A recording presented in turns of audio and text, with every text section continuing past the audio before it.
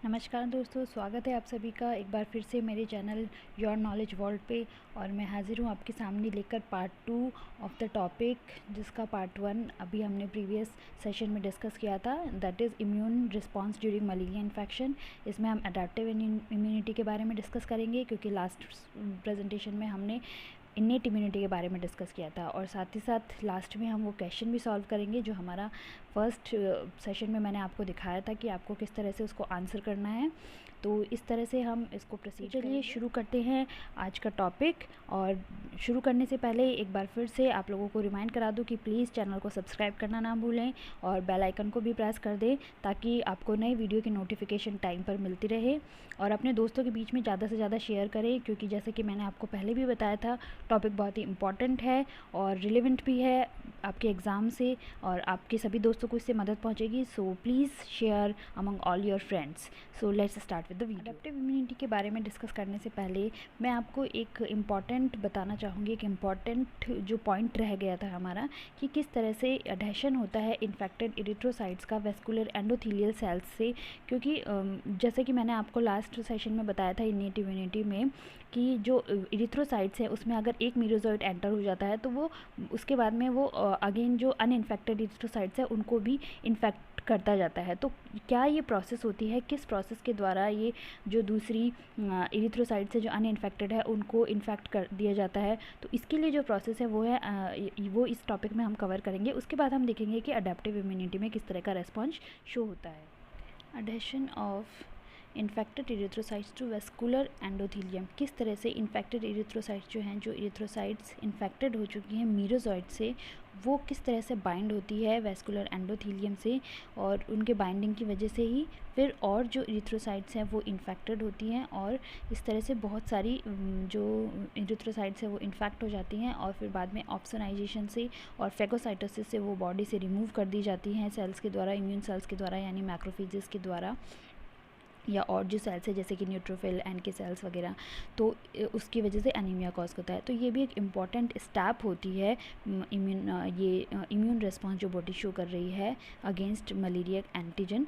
तो इस एंटीजन के अगेंस्ट जब हम बात कर रहे हैं, तो ये जो टॉपिक है ये भी हमें देखना इम्पॉर्टेंट हो जाता है कि किस तरह से एडिशन होता है मीरोजॉइट इन्फेक्टेड इरिथ्रोसाइट का वेस्कुलर एंडोथीलियम से। वेस्कुलर एंडोथीलियम मतलब आप समझ गए होंगे, जो कैपिलरी है, जो हमारा ब्लड वेसल है, ब्लड कैपिलरीज जो हैं, ब्लड कैपिलरीज के अंदर ये किस तरह से बाइंड होती है इरिथ्रोसाइट। अब हम यहाँ देख सकते हैं कि ये एक इरिथ्रोसाइट है, ये एक इरिथ्रोसाइट है, और ये इरिथ्रोसाइट के यहाँ पर ये इसके सेल सरफेस एंटीजन्स है। और ये किसकी वजह से हैं, ये सेल सरफेस एंटीजन बन रहे हैं मीरोजॉइट की वजह से। इन सेल सरफेस एंटीजन्स को हम कहते हैं PF, प्लाज्मोडियम फाल्सिपारम EMP। ये PF FMP नहीं है, ये है PF EMP। सो PF EMP का मतलब है Plasmodium falciparum erythrocyte membrane protein 1, erythrocyte membrane protein 1। ये जो सेल सरफेस एंटीजन है ये ICAM1, ये जो सेल सरफेस एंटीजन है ICAM1, ये ब्लड एपिथेलियम की एंडोथीलियम की, ये एंडोथीलियम की सरफेस के ऊपर शो होता है एंडोथीलियम, और ये शो हो रहा है इरिथ्रोसाइट की सरफेस के ऊपर। तो इन दोनों की बाइंडिंग की वजह से हम देख सकते हैं कि सिक्वेस्ट्रेशन होता है, मतलब एक और जो एंटीजन है उससे ये PF EMP1 जो बाइंड हो रहा है, ये है CD36। ये भी अगेन वेस्कुलर एंडोथीलियल जो लाइनिंग है हमारी इसकी सरफेस पे शो होता है, और इसकी तरह से वजह से सीक्वेस्ट्रेशन होता है, मतलब ये बाइंड होकर के एक्टिवेट हो जाती हैं इस तरह से कि ये जाकर अब दूसरी इरिथ्रोसाइट्स को भी इन्फेक्ट कर सकती है। दूसरी इरिथ्रोसाइट को इन्फेक्ट करने के लिए भी अगेन उनके सरफेस पे कुछ मार्कर्स होते हैं, इनसे ये बाइंड होती है, और इस तरह से दूसरी जो अनइन्फेक्टेड सेल्स हैं उनको इन्फेक्ट कर देती है। फिर उन सभी का मिलकर के एक क्लम्पिंग हम यहाँ पर देख सकते हैं। तो यहाँ पे हम क्या देख सकते हैं, इरिथ्रोसाइट्स की क्लम्पिंग हम यहाँ पर देख सकते हैं। और फिर इसका जो रिमूवल है, ये इस तरह का जो कॉम्प्लेक्स बन रहा है, इसका रिमूवल हम देख सकते हैं कि किससे होता है, एंटीबॉडी मीडिएटेड साइटोटॉक्सिसिटी से, cytotoxicity. adaptive immunity so can be of two types, humoral immunity as well as cell mediated immunity। तो ह्यूमरल इम्यूनिटी में जैसे कि हम बात करते हैं एंटीबॉडीज़ के बारे में और सेल मीडिएटेड में सेल्स के बारे में। तो ये आई होप कि आप जानते होंगे कि क्या डिफरेंस होता है ह्यूमरल इम्यूनिटी और सेल मीडिएटेड इम्यूनिटी में।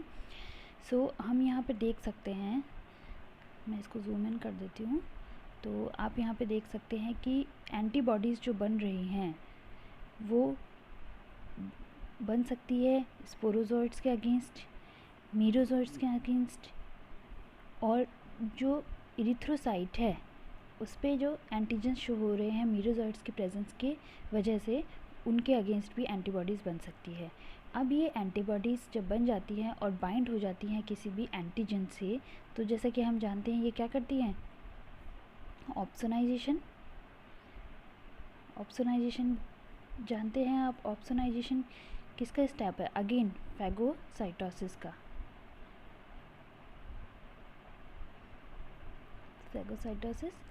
फैगोसाइटोसिस में क्या होगा, इसकी बाइंडिंग की वजह से मैक्रोफेज एक्टिवेशन।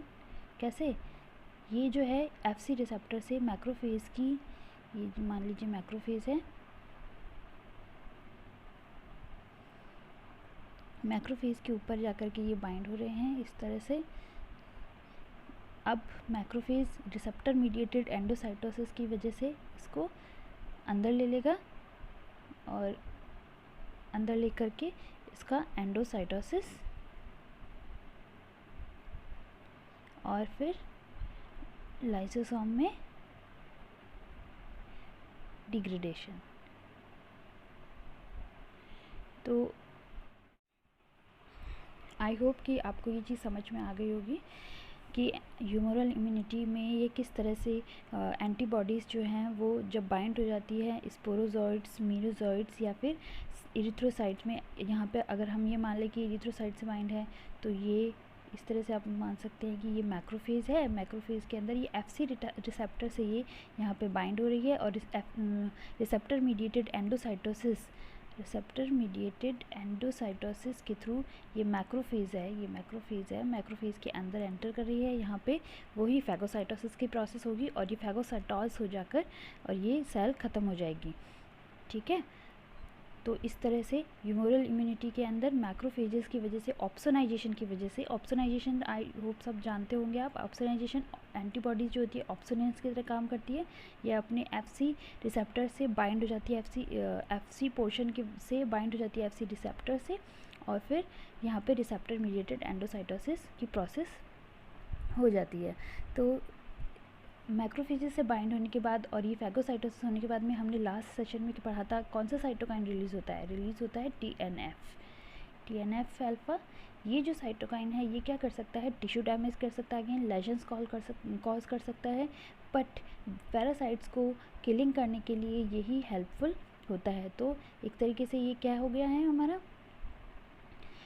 बहुत ही इम्पॉर्टेंट साइटोकाइन हो गया है क्योंकि यही हेल्प कर रहा है इसको। इसी तरह से गेमेटोसाइट्स जो होती हैं, गेमेटोसाइट्स ये हैं, गेमेटोसाइट्स के अगेंस्ट भी हम देख सकते हैं कि एंटीबॉडीज़ का प्रोडक्शन हो रहा है और अगेन वही एंटीबॉडी मीडिएटेड साइटोटॉक्सिसिटी,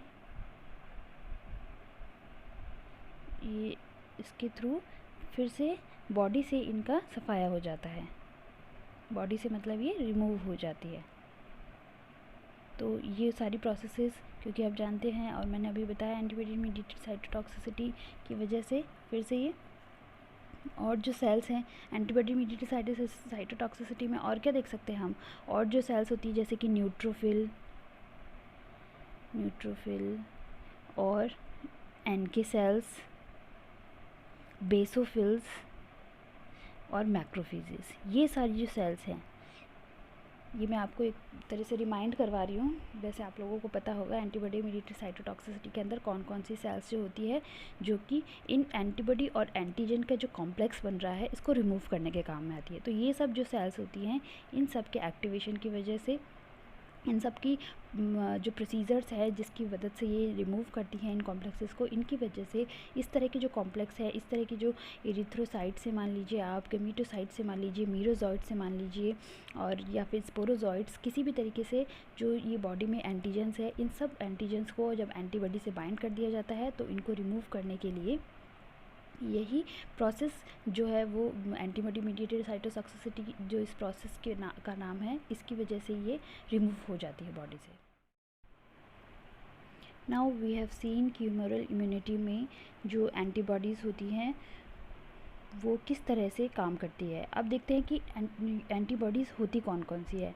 तो एंटीबॉडीज़ होती है हमारे यहाँ पे इम्यूनोग्लोबुलिन जी और इम्यूनोग्लोबुलिन एम। इसमें भी जो 95% इम्यूनोग्लोबुलिन्स बनते हैं ये नॉन स्पेसिफिक होती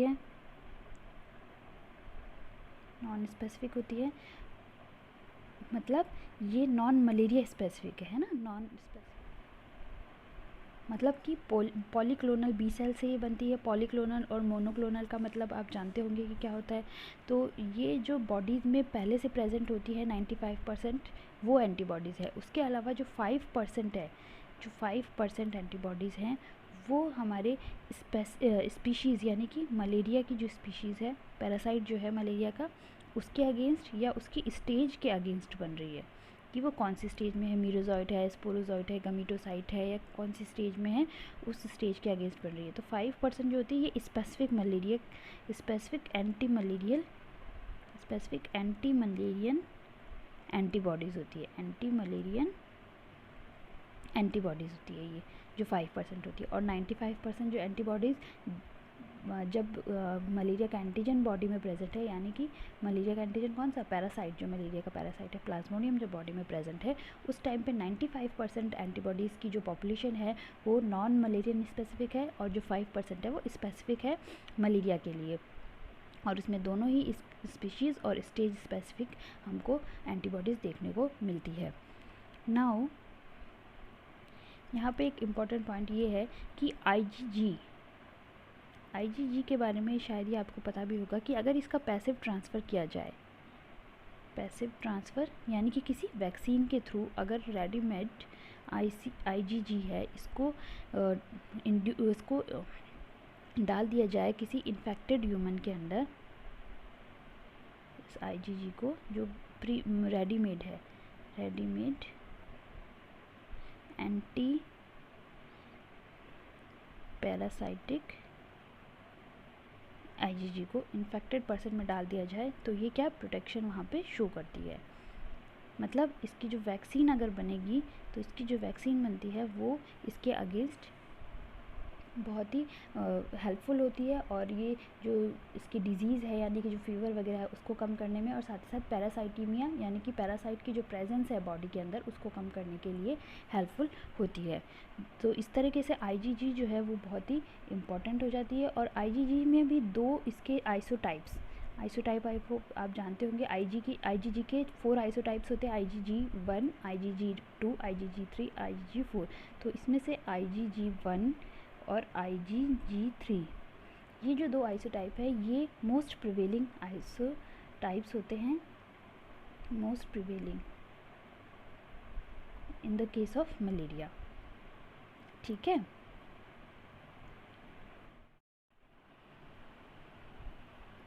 तो IgG के अलावा IgE इम्यूनोग्लोबुलिन E जो होती है उसकी वजह से भी मतलब हम देख सकते हैं कि इसका भी रोल होता है ह्यूमरल इम्यूनिटी में।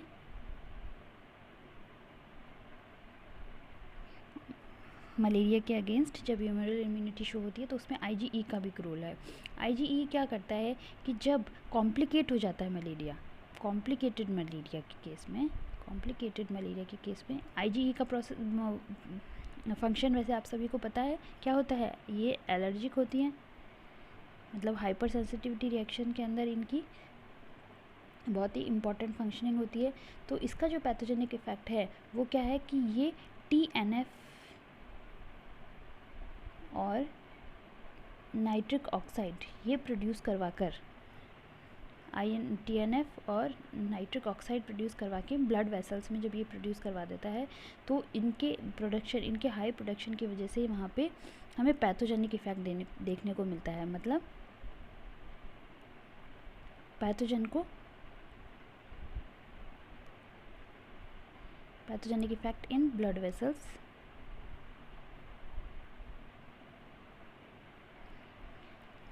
तो ये क्या कर रहे हैं, इन TNF अल्फ़ा और जो नाइट्रिक ऑक्साइड है यानी ट्यूमर नेक्रोसिस फैक्टर और नाइट्रिक ऑक्साइड, इसका लोकल ओवर प्रोडक्शन हो रहा है ब्लड वेसल्स के अंदर। तो इनसे क्या होता है, ऑब्वियसली इनसे इन्फ्लेमेशन ही होगा।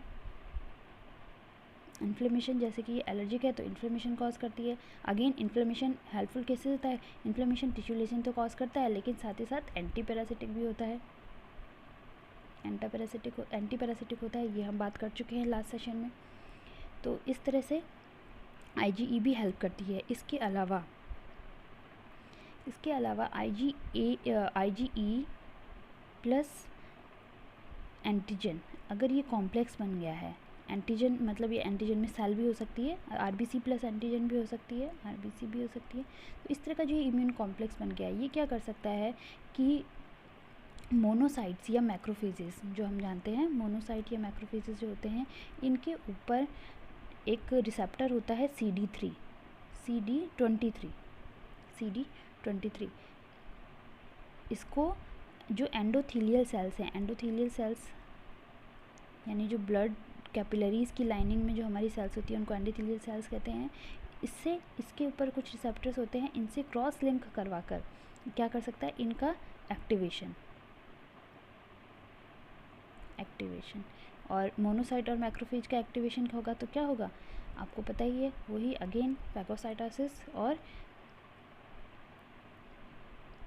पैरासाइट का रिमूवल,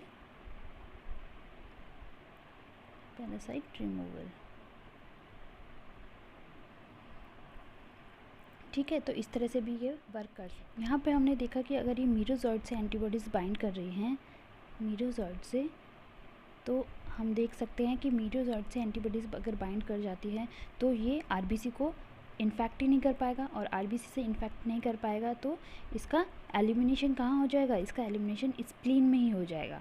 स्प्लीन में ही इनका एलिमिनेशन हो जाएगा before binding to the RBCs, या एरिथ्रोसाइट से बाइंडिंग से पहले ही इसका एलिमिनेशन हो जाएगा स्प्लीन में ही। तो इस तरह से एज अ होल जैसे कि हमने देखा कि किस तरह से IgG और IgM और IgM और IgE,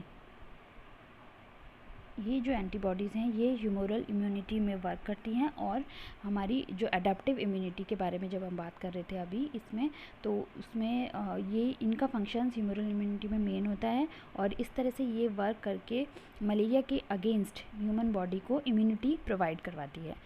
अब हम बात करेंगे सेल मीडिएटेड इम्यूनिटी के बारे में। सेल मीडिएटेड इम्यूनिटी में